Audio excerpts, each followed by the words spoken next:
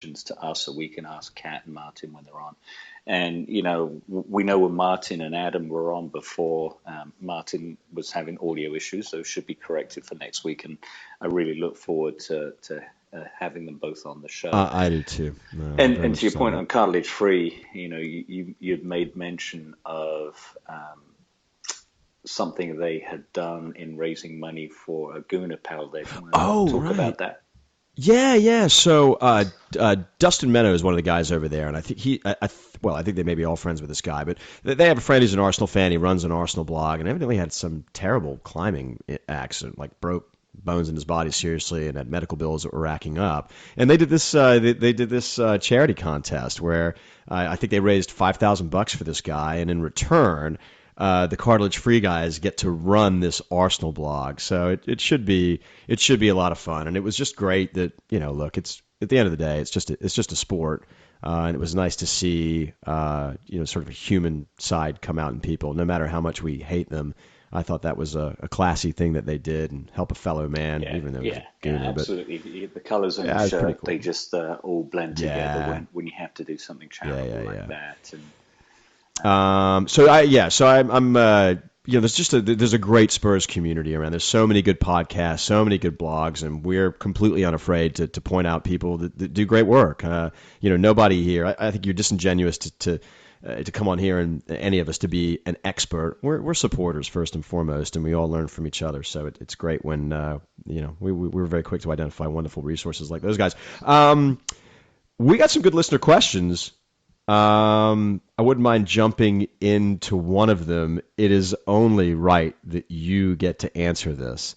But Matt, at Oside Hotspur, he asks, and it's clearly directed to you, if Spurs was a beer, what would they be? Wow. We're definitely not an Imperial IPA. Strong, robust, and full of flavor. I think our 80s team was probably a double IPA. But right now, I'd like to think of us as an extra special bitter, an ESB, because there is some strength in there. There's a lot of color and a nice rounded flavor. So I'd put that down as a compliment. Right now, Chelsea are like Coors Light, the beer that was on their shirt in the 90s. They're piss weak and flavorless. They've got bitter beer flavors. And they've always been tasteless. Let's put it that way. Yes, yeah. I love beer. Matt. That was a great question. I love beer. What beer would you put us down? Well, I don't know enough about. You've forgotten more about beer than I will ever know. Now I know a little bit about wine. I love wine. I love beer too. I'll put that in wine terms. I think that we are a first growth Bordeaux, but very young. Yeah, that's a great analogy. There we go.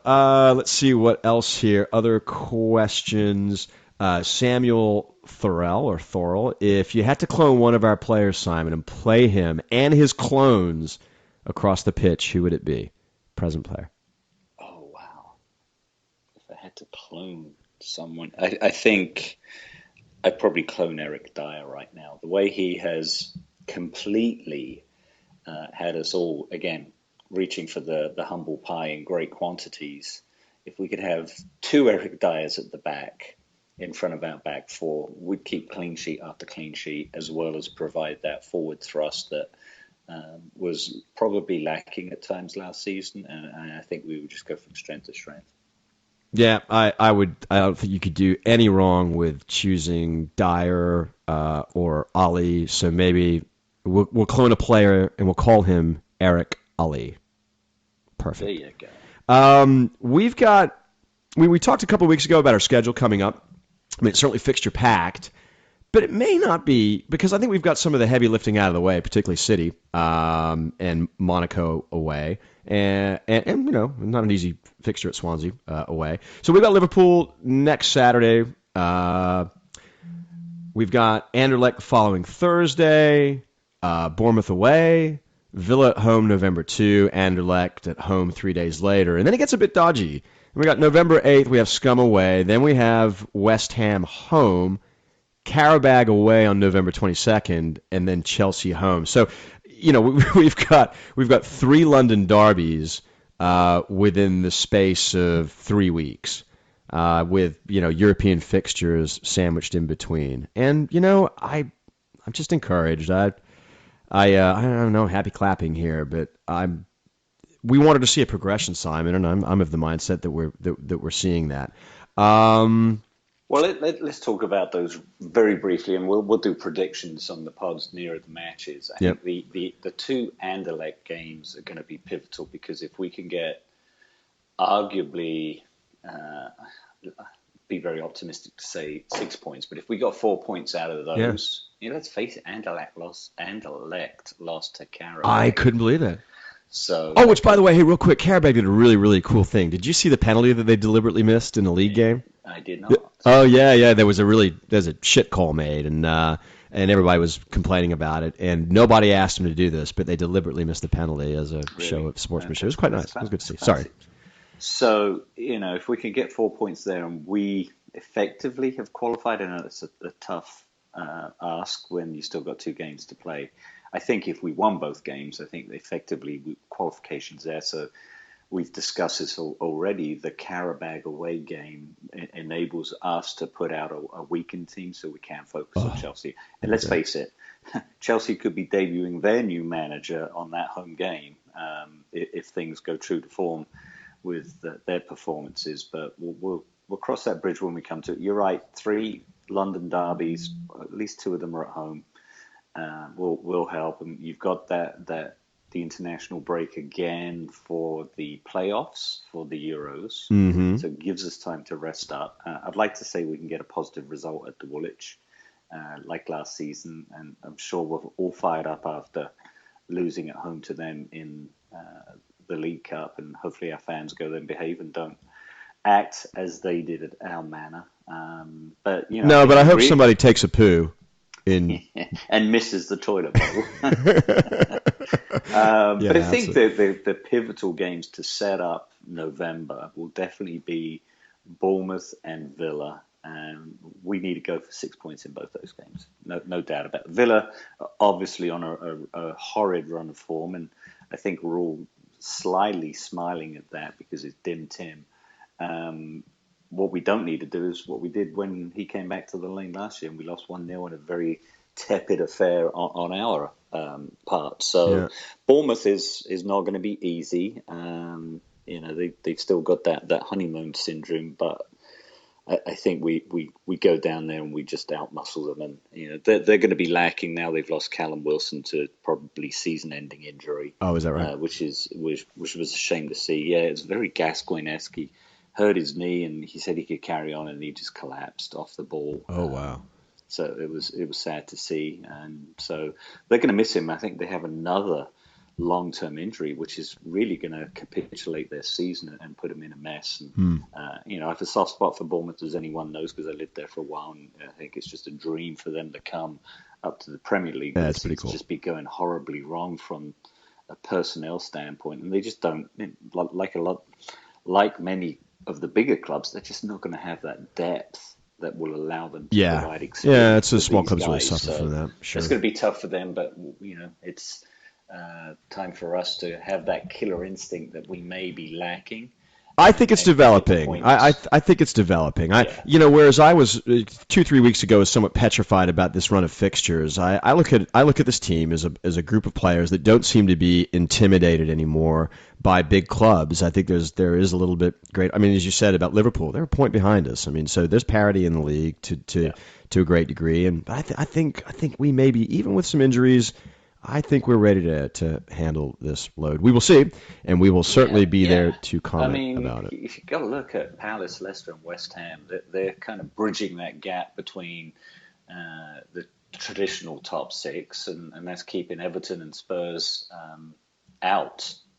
But the thing is, we could have been sitting on 15 points and in fourth spot if we'd taken the points at Swansea. However, we're only 2 points out of that spot, and I think that's That's key. Well, and it speaks to this critical run in terms of the need to get performances. I mean, look, West Ham was I think top 4 or top 5 around Christmas break, and I made the comment around that time that by Valentine's Day they'd be 10th, and they were, and I would somewhat expect that again. All right, so we've got fun group of fixtures coming up. Great show next week. Before we wrap up, I want to make a quick shout out to a guy that sends a bunch of stuff. He's a massive supporter. He goes by Shubes at the real SHUBAN. And of the many things that he sent out last week, he sent out this really, really cool 7-minute video of Ledley King. I think it was a Sky Sports spotlight where they take a player and they go back to, his home and where he grew up and how he learned the game. And I need to post that link somewhere, but it was really, really cool. He does tweet out a lot. Yeah, that was a good one. So I got it. So, Yeah, it was very kind of him to do that. And I really, because I didn't really know much about sort of Ledley's. He played on this junior team where I think there were 5 players that ended up playing in the Premier League. Konchesky, I can't remember all of them. Anyway, it was really great. All right, before we wrap up, I have some monumental news for you. Did you know that a Spurs player listens to our podcast? It's true. Well, I didn't know it until you put it on the rundown of the show. I'm scrolling through to make sure we've covered it. Eric Dier. What is his last line? Eric Dier listens to the podcast. He does. He does. It's true. It's true. I know it to be true, and I don't need anybody to tell me that. I don't need any affirmation from anybody, and I'll tell you why. Nobody picked this up. This is a Tottenham Hotspur world scoop. Nobody mentioned his boots last week. He's changed his boots. His boots are no longer all black. And remember how he said, "I wish he changes. I wish he changes black boots because he looks so slow." Mm-hmm. He was in a flash new pair of gray Nike boots with green trim. Gone are the black boots, and it's obvious to me that he heard us say that on the podcast, and he decided to change. And my God, look what it's done for him. So that's the basis of how he listens. Yes, yeah, it's true. It's true. All right, it's true. Okay. So on that on that note, maybe we can work to get him on the show, and he can admit it. Yeah, you shattered my false hopes there. That I thought you were actually. You thought I was really being serious. Yeah. All right. On that note, we will be back next week with a great show. We have had fun, and we hope to do it again next week. Anything else I'm missing? Shout outs? I think we're good? No, I think we need a shout out. All right, how are we going to do this? Ken, we need a shout out to Ken. Yeah, Ken, we love you. And we are eager for you to return to the show post haste. Come back. Listen to this and say, hell no, I'm not doing that again. No, I think actually the show's been so shitty that he'll be like, I cannot believe I let them do this again, and I have to be back. So hopefully, ruining my podcast. Hopefully next week. Nah, he's doing great stuff with family. Yeah. So, Chairs, always a pleasure. On that note, I will ask you to get in there, son. And then what is? I'll screw it up. Be kind to one another unless the other one's wearing red. And you say? Wankers. And we are wankers. This episode of Hotspur America has been edited by the great Jack Z. Ha!